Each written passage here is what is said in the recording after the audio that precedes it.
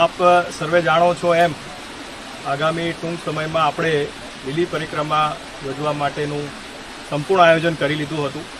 ગઈ 25મી તારીખે અમારી ટીમ દ્વારા પણ નિરીક્ષણ કરવામાં આવ્યું હતું, પરંતુ ત્યારબાદ જે વરસાદની પરિસ્થિતિ નિર્માણ થઈ છે અને એના લીધે પરિક્રમાના જે પણ રૂટ છે એ ધોવાઈ ગયા છે. કાદવ કીચડ ખૂબ મોટા પ્રમાણમાં થઈ ગયું છે.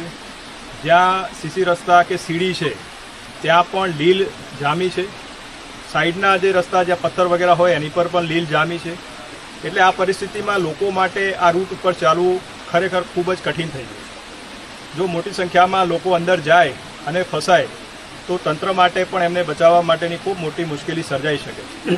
એટલે જે છેલ્લી પ્રેસ કોન્ફરન્સ કરી હતી ત્યારે મેં આપ સર્વેને જણાવ્યું હતું કે આપણે 31 તારીખ સુધી આમાં રાહ જોઈએ, ત્યારબાદ જે પરિસ્થિતિ હોય એ જોઈ અને નિર્ણય કરશું.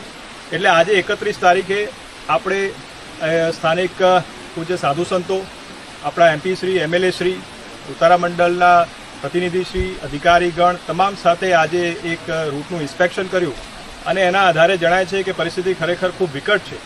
અને એટલા માટે નિર્ણય કર્યો છે કે આ વખતે આ પરિક્રમા જે છે એ આપણી પરંપરા છે અને વર્ષોની આ પરંપરા જે છે આપણે જાળવી રાખીએ એના માટે પ્રતિકાત્મક રૂપે કરવાનો એક તમામને સાથે લઈ અને સાધુ સંતોની સહમતિથી આપણે આ નિર્ણય કર્યો છે.